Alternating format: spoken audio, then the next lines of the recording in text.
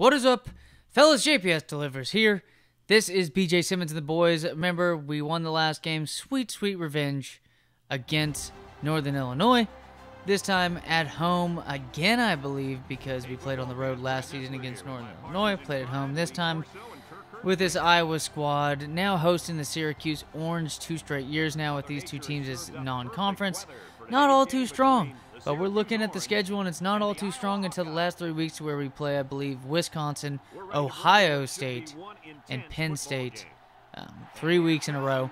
So if anything, you use these games, get out any kinks and whatnot to prepare for anything. I mean, I'm pretty sure this game was decently close last year. We'll just have to see. BJ Simmons, 2-2, that's his ratio that we've seen.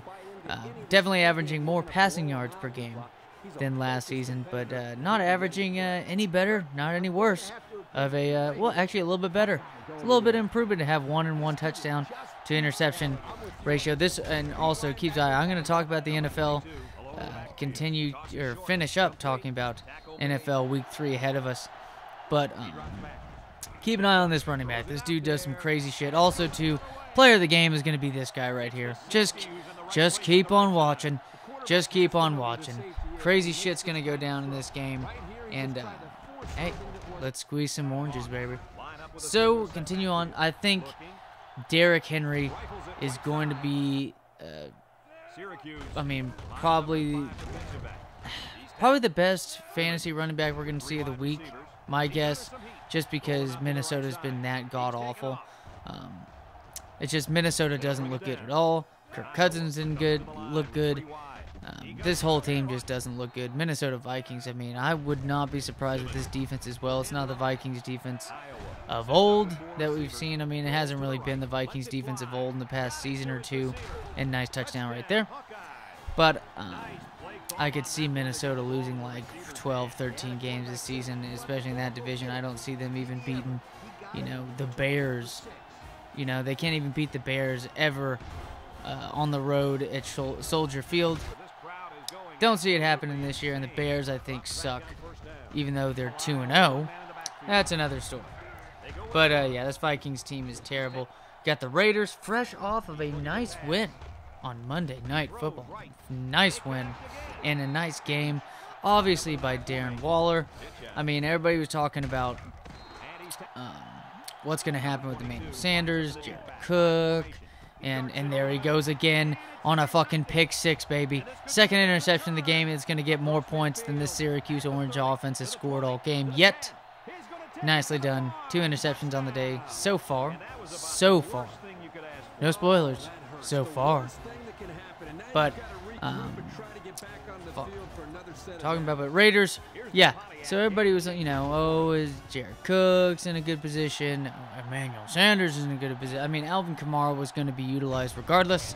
That guy just kicks ass. Speaking of, so does this running back for this fucking team. And for some reason, I'm trying to think I can catch up to him with the left end. But, Raiders team looked good on offense. They're, just a week removed from Saints defense looking really good. That's the Saints defense for you. 1 week they'll look fucking amazing, and next week, I mean, crazy. I mean, Saints have always been good at guarding tight ends, but Darren Waller, man, I mean, the guy is just supremely underrated, even though a lot of people have him on the radar. Because of fantasy sports, I know fantasy usually gets people on the radar to where they're not really that overrated or underrated or whatnot, but I mean, Darren Waller is still underrated. And look at that play right there. Fucking lights go out on that one. And yeah, I was so fucking stunned I had to press a start. It's because it kicks out, excuse me, every once in a while. The, whatever the fucking, forgot the name of it. But there you go, BJ Simmons, interception right there.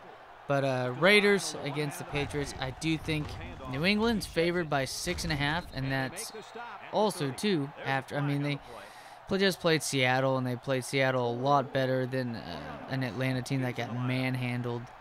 So, I do see why they'd be favored. And there you go, third interception. Third interception. But, I don't know, 6.5 just seems like a lot. But also, too, that's recency bias. Because Carolina Panthers didn't look all too great in general, their defense is terrible. Probably the worst rush defense. We'll get to that soon.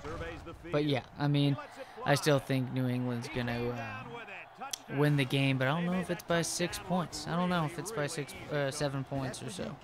49ers against the Giants.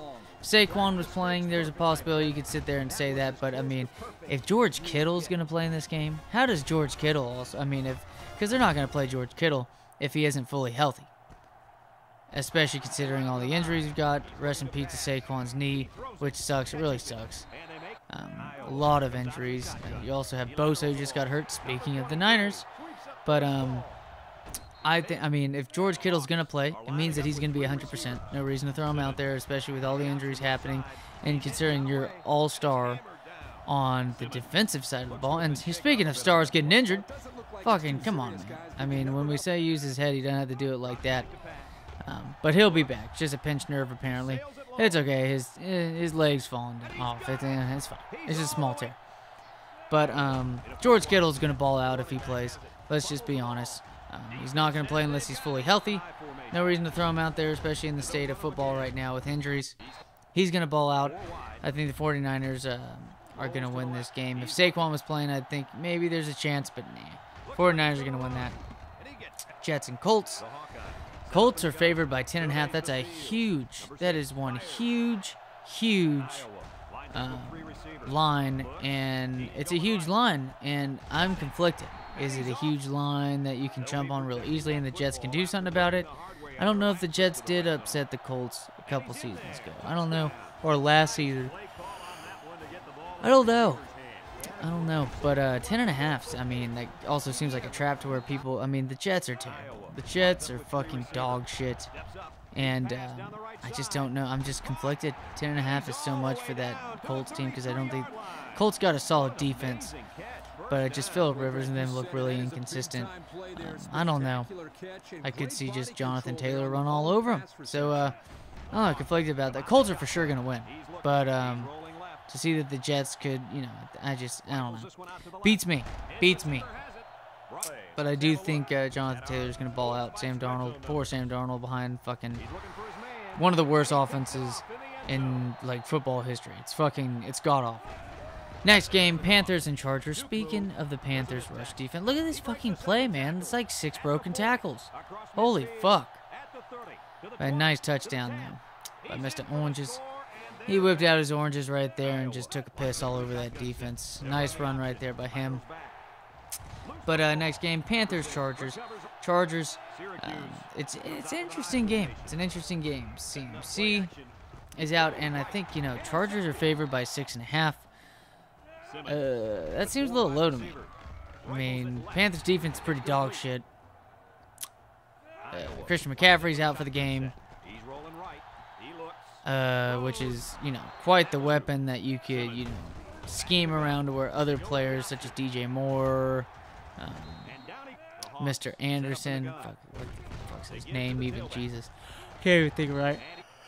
Robbie Anderson and Curtis Samuel could, you know, get a little bit of an advantage of that since CMC is there, and then defenses will be focusing on you and scouting. But that's not really the case this week. So I think the Chargers could absolutely smack this team when I think about it, because they do have a solid defense, and I just don't see much going for this. And I also see, with that being said, Austin Eckler going ape shit. Joshua Kelly could have a little bit of the delights in this game, to where each of them could have a rushing touchdown.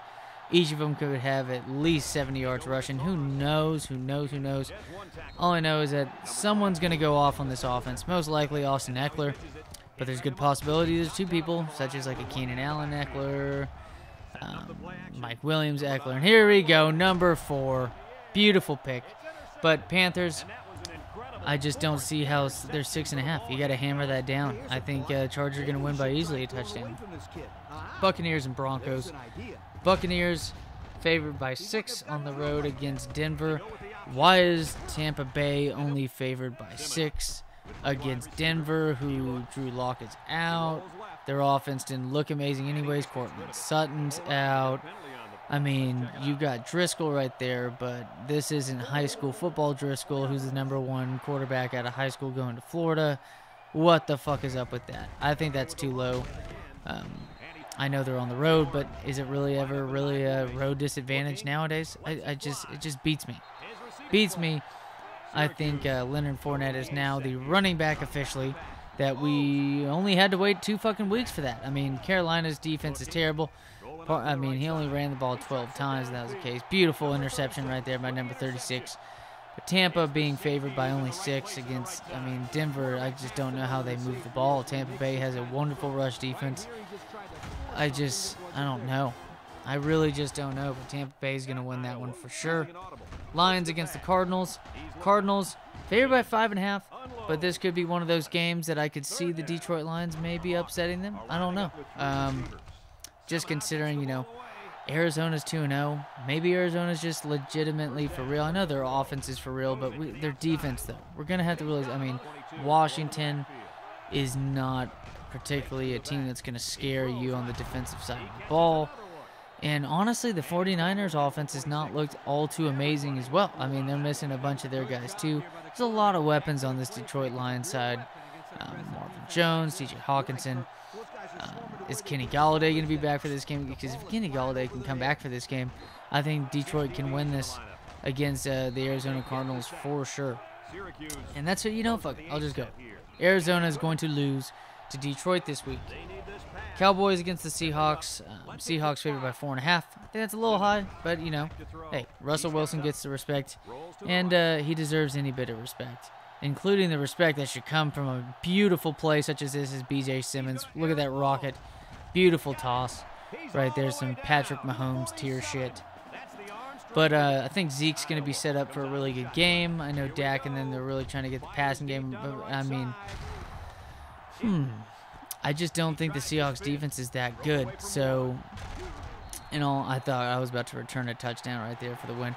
But I think Cowboys win this one. I think they win this one. And then Packers and Saints.